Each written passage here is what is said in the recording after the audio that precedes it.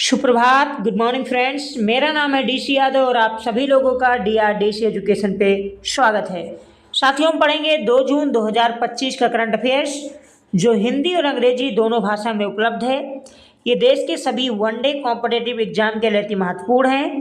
हमारे साथ आप नए हैं तो प्लीज़ सब्सक्राइब कीजिए डीआरडीसी एजुकेशन को। आज का अपना पहला सवाल है साथियों कि हाल ही में भारतीय पुरातत्व सर्वेक्षण यानी एएसआई को नौपाषाण काल की चट्टान कला कहाँ से प्राप्त हुई है? चिंतामणि कर्नाटक से, या धर्मापुर तेलंगाना से, आइजोल मिजोरम से, या कन्याकुमारी तमिलनाडु से?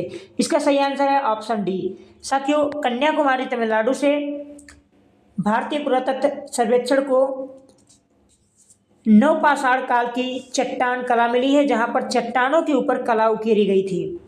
साथियों, नवपाषाण काल हमारे मानव जीवन के उत्थान के लिए एक प्रमुख आधार था, क्योंकि वहीं से कृषि की शुरुआत स्टार्ट हुई। नवपाषाण काल से ही मानव में पशुपालन की शुरुआत स्टार्ट हुई। अस्थायी निवास अब मानव करने लगा, यानी गुफाओं के बजाय अब झोपड़ियों में रहने लगा। मृत्यु भांड बनाने लगा था, यानी मिट्टी के बर्तन बनाने लगा था। बुनाई और कपड़ा निर्माण जैसे कार्य भी नवपाषाण काल में शुरू हो गए थे। तो यहाँ से सवाल जो हमारा एंशियंट हिस्ट्री है वहाँ से सवाल पूछे जाते हैं, और जो हथियार होते थे उनको और धारदार बनाया गया नवपाषाण कालीन में। प्रमुख नवपाषाण कालीन स्थल है जहाँ से सवाल हर बार यूपीएससी, स्टेट पीएससी जैसे एग्जाम में पूछे जाते हैं। तो मेहरगढ़ एक प्रमुख नवपाषाण कालीन स्थल है जो वर्तमान में पाकिस्तान बलूचिस्तान के एरिया में है। यहाँ पर साथियों सबसे पुराना कृषि और पशुपालन का साक्ष्य मिला था, जबकि चिरान जो बिहार में है यहाँ से बीपीएससी में सवाल आ चुका है। मिट्टी के मकान, पशुपालन व खेती का प्रमाण मिला है, जबकि बुर्ज होम जो कश्मीर में है यहाँ पर गर्त यानी अंडरग्राउंड घर मिला है साथियों। और कुत्ते के साथ मालिक को भी दफनाया जाना साक्ष्य मिला है, जो एक तरीके से मानव और कुत्ते के बीच जो प्रेम है, उनके संबंधों की जो कड़ी है वो दर्शाता है कि कितना मानव मानसिक रूप से मजबूत हो चुका था। उसे पता था कि अब कुत्ते की ज़रूरत है, और कुत्ते और इंसान के बीच जो प्रेम था वो बुर्ज होम में देखने को मिलता है। जबकि मस्की कर्नाटक में जो दक्षिण भारत की बस्ती है, यहाँ पर खेती और बस्ती का प्रमाण मिला है। और अत्रिपक्कम तमिलनाडु से ही नवपाषाण कालीन स्थल की खोज हुई। जबकि अब हमने देखा कि कन्याकुमारी में नवपाषाण कालीन चट्टान पे चित्रकला देखने का प्रमाण मिला है। साथियों, अगला सवाल है कि हाल ही में भारत के किस एयरपोर्ट से काठमांडू के बीच सीधी फ्लाइट सेवा शुरू हुई है? From which Indian airport has direct flight service to Kathmandu recently started? हमें बताना है। ए दिल्ली से, बी मुंबई से, सी बेंगलुरु से, या डी हैदराबाद से? इसका सही आंसर है ऑप्शन सी। साथियों, बेंगलुरु से एयर इंडिया ने काठमांडू के लिए सीधी फ्लाइट सेवा स्टार्ट की है। इससे भारत और नेपाल के संबंध और प्रगाढ़ होंगे। अगर हम भारत और नेपाल के संबंधों की बात करें तो 1950 में दोनों देशों के बीच शांति और मैत्री संबंध स्थापित हुए द्विपक्षीय रूप से। हालांकि भारत और नेपाल के जो संबंध है वो रोटी बेटी का संबंध है, बहुत पुराना संबंध है, महाभारत काल से और रामायण काल से संबंध है, क्योंकि माता सीता मूलतः नेपाल से थी, जिनका विवाह अयोध्या नरेश श्री राम से हुआ था। साथियों, अगर हम भारत नेपाल के संबंधों की बात करें तो नेपाल भारत का सबसे बड़ा व्यापारिक भागीदार है। अब इसका मतलब ये नहीं कि हम यूएसए और रसिया की बात कर रहे हैं। आसपास में जो पड़ोसी हैं उसमें भागीदारी हमारी बेहतर है, एक बड़े स्तर पे है, और ऊर्जा, अवसंरचना, सड़क परियोजनाओं के बीच में सहयोग जारी है। मोतिहारी और अमलेखगंज तेल पाइपलाइन जो है भारत से नेपाल तक की आपूर्ति करती है। ये भी सवाल बिहार में पूछा जा चुका है। कुछ प्रमुख परियोजनाएं जो भारत और नेपाल संयुक्त रूप से कर रहे हैं, जिसमें ऊपरी करपाड़ी यो अरुण तृतीय जल विद्युत परियोजना भारत और नेपाल के संयुक्त रूप से चला रहे हैं। जबकि मोतिहारी अमलेखगंज तेल पाइप परियोजना की हमने बात की, और भारत नेपाल सड़क सीमा परियोजना, इसके अलावा रक्सौल काठमांडू रेलवे लाइन चलाई जा रही है। डिजिटल यूपीआई एकीकरण यानी यूपीआई को भी अपनाया है नेपाल ने। तो ये प्रमुख संबंधों के कुछ बिंदु थे भारत और नेपाल के बीच। अगर साथियों सेशन पसंद आता तो सब्सक्राइब कर लीजिएगा और लाइक करना ना भूलें। अगला प्रमुख प्रश्न है कि हाल ही में सुर्खियों में रहा श्री पद्मनाभ मंदिर किस राज्य में स्थित है? In which Indian state is the Shri Padmanabha Swamy temple recently in news located? Tamil Nadu में, केरल में, आंध्र प्रदेश में या कर्नाटक में? इसका सही आंसर है साथियों ऑप्शन ए, तमिलनाडु में है।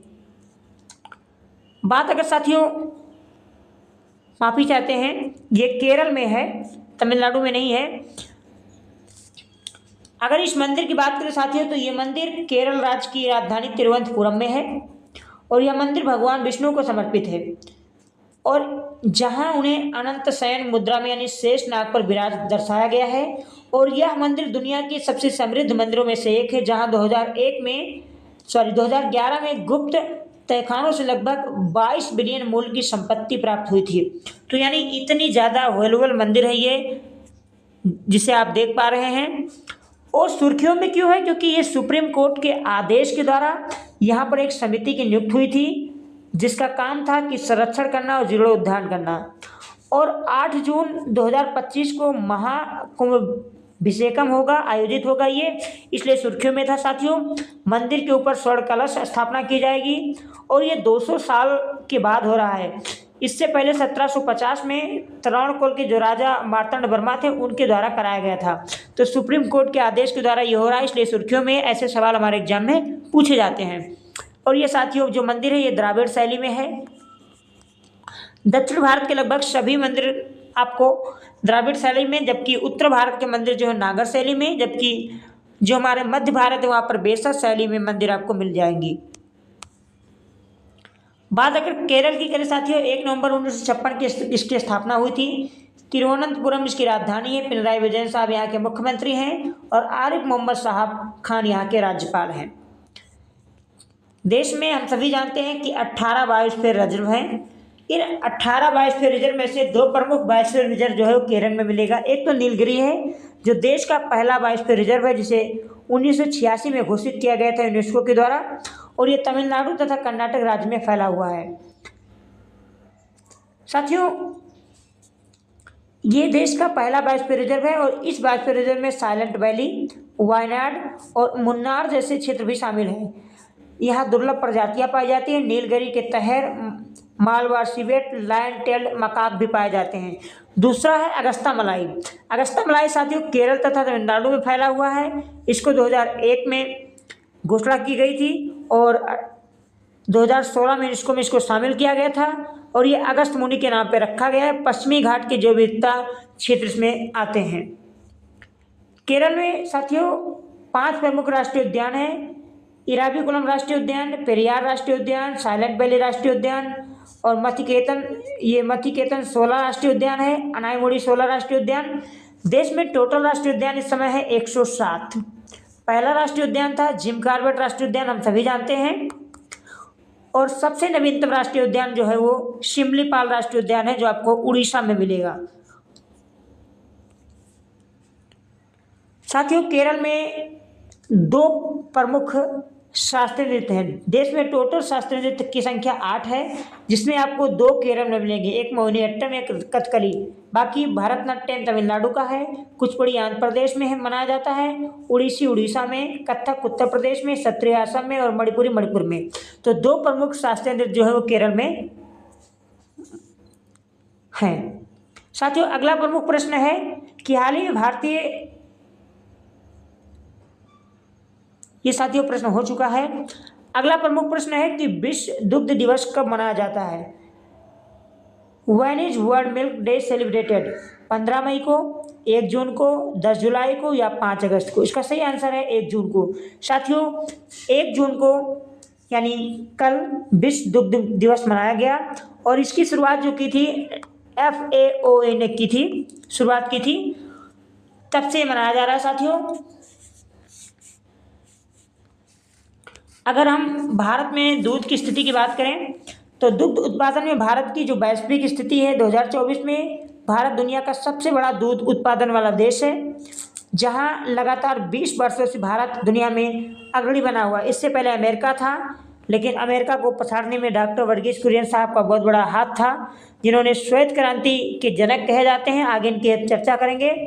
और 2023-24 में 230 मिलियन टन उत्पादन रहा है भारत में दूध का। दूध उत्पादन की अगर बात करें साथियों, तो दुनिया में सबसे अग्रणी जो राज्य है, देश है, वो अपना भारत है। दूसरे स्थान पे अमेरिका है। दुनिया में नंबर 1 दूध उत्पादन में इंडिया पहले स्थान पे है। दूसरे पायदान पे अमेरिका है। तीसरे पायदान पे आपको पाकिस्तान मिलेगा और चौथे पायदान पे चाइना और पांचवें पायदान पे ब्राज़ील है। तो ये श्रेणी याद कर लीजिए। इंडिया पहले स्थान पे, अमेरिका दूसरे, पाकिस्तान तीसरे, चाइना चौथे और ब्राज़ील पांचवें स्थान पे है दुग्ध उत्पादन में। जबकि भारत के राज्यों के भीतर अगर बात करें हम, देश के भीतर राज्यों की, तो उत्तर प्रदेश सबसे बड़ा दूध उत्पादक है, जबकि राजस्थान दूसरे स्थान पे, मध्य प्रदेश तीसरे, गुजरात चौथे, पंजाब पांचवें स्थान पर है। साथियों, बात अगर करें डॉक्टर वर्गीस साहब की, तो 26 नवंबर 1921 को ये कोझिकोड केरल में पैदा हुए। ये ईसाई परिवार से ताल्लुक़ रखते हैं और इन्होंने लोयोला कॉलेज मद्रास से भौतिकी में स्नातक की, गिंडी इंजीनियरिंग कॉलेज से मैकेनिकल की डिग्री प्राप्त की, अमेरिका में गए, वहाँ से डेयरी इंजीनियरिंग में मास्टर्स किया और उसके बाद भारत में आए और ऑपरेशन फ्लड की शुरुआत की, जहाँ से श्वेत क्रांति की देश में शुरुआत हुई। 1965 में साथियों राष्ट्रीय डेयरी विकास बोर्ड के अध्यक्ष बने। 1970 में इन्होंने ऑपरेशन फ्लड की शुरुआत की और भारत दुनिया का सबसे बड़ा दूध उत्पादक देश बन गया। इन्हें 1963 में रमन मैग्सेसे पुरस्कार से सम्मानित किया गया। 1965 में पद्मश्री, 1966 में पद्म भूषण और 1989 में विश्व खाद्य पुरस्कार से सम्मानित किया गया और पद्म विभूषण से 1999 में सम्मानित किया गया। तो आप ऐसे में इनकी शख्सियत का अंदाज़ा लगा सकते हैं डॉक्टर वर्गीस कुरियन साहब का, कि कितने बड़े शख्सियत हैं और देश में जो दूध उत्पादन है इनमें कितना बड़ा इनका योगदान रहा है।